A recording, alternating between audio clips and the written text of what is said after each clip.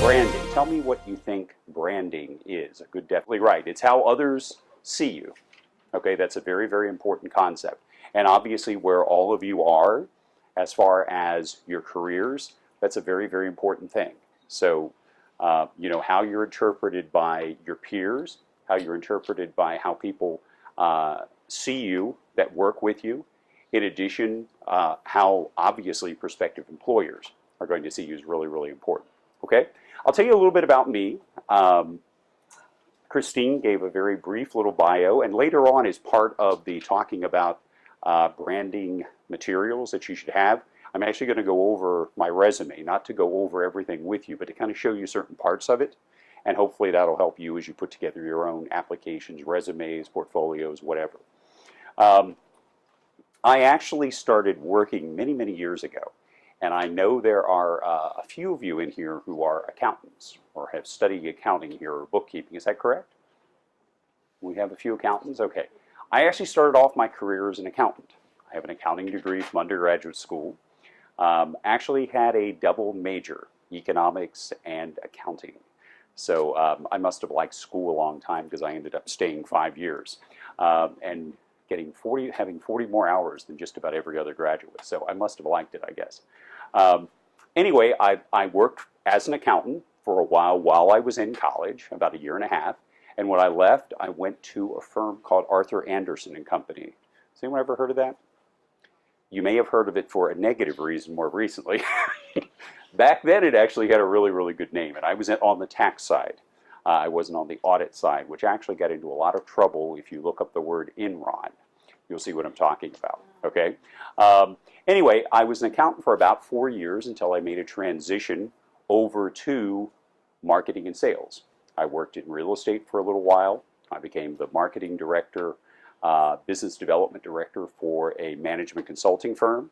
I did some consulting, I did some business development, so I know a lot about those areas as well. And again, we'll go over a little bit more of the specifics, but more I'm not interested in when we go over the resume, the specifics of where I worked is how I set up the resume and the story I was trying to tell with the resume that I think should be helpful to you. After that, in the late 90s, I became a financial advisor, so I know a lot about investments and various things like that. I've also worked with nonprofits doing fundraising for about 11 or 12 years, and I started my company 4 years ago, a little over 4 years ago.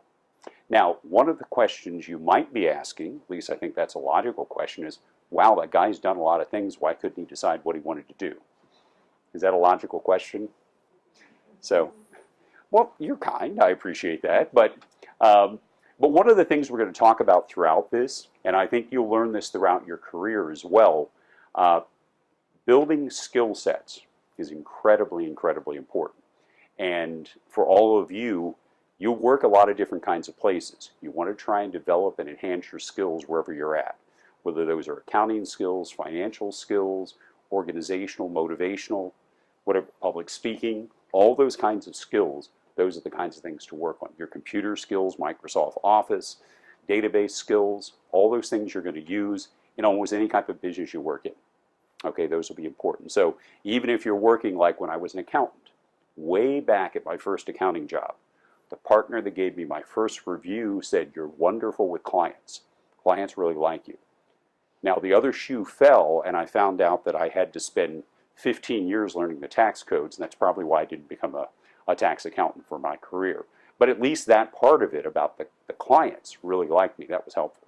So anyway, let's go ahead and look at definition of a personal brand, a personal identity that stimulates precise, meaningful perceptions in its audience about the values and qualities that person stands for. Okay, that's kind of a fancy way of saying what many of you have already said. Okay? Another definition of it. It is also a process that takes your skills, personality, and unique characteristics and packages them into a powerful identity, okay, and that's an important word there, that lifts you above the crowd. You want to distinguish yourself with a personal brand. Above the crowd of anonymous competitors, and you will be competitive throughout your job career. Okay, anytime you go for an interview, rarely do you walk in the door and they say, I'm going to stop interviewing, you're the one. Occasionally that happens. I've maybe had it happen about once or twice, and I've been working about 30 years, so it doesn't happen all that often. So you're usually going to have to distinguish yourself from your competitors. Its purpose is to create a better perception, not a better product. Now, you may think, well, why not? Well, you're enhancing your skills all the time, okay, to make yourself more valuable. We'll talk about that later as well. But a brand, like, I put this on here because Intel, I think that's a great example of a brand. Do most of you know that when you see Intel inside? Have you seen that? Yeah. If you really think about this, this is a chip inside your computer.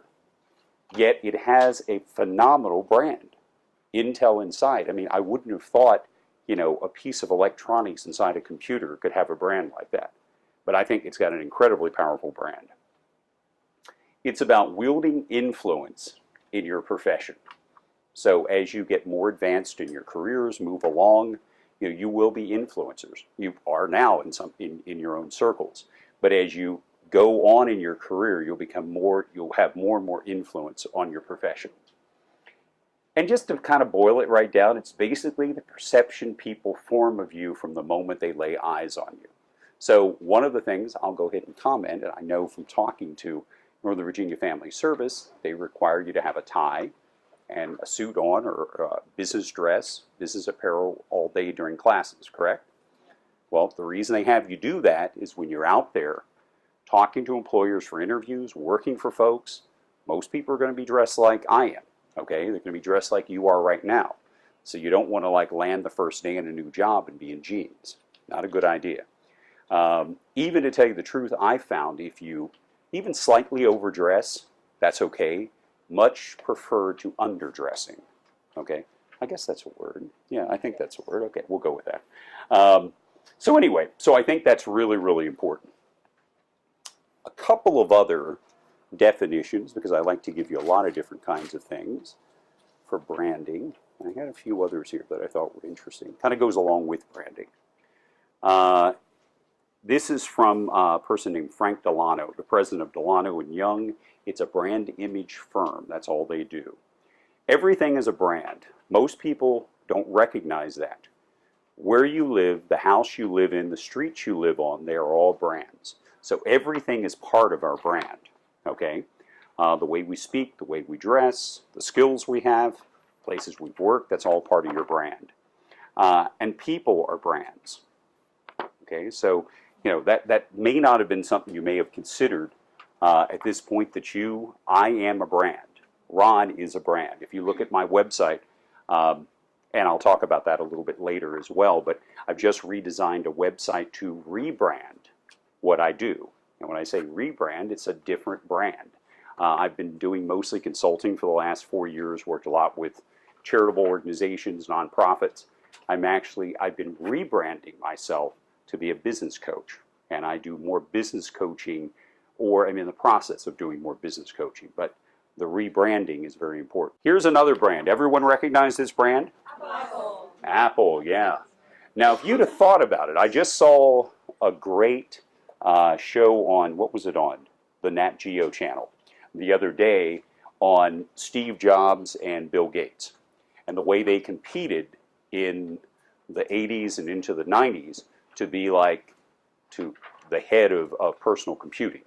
And they both had a pretty big rival called IBM at the time. So very, very competitive situation.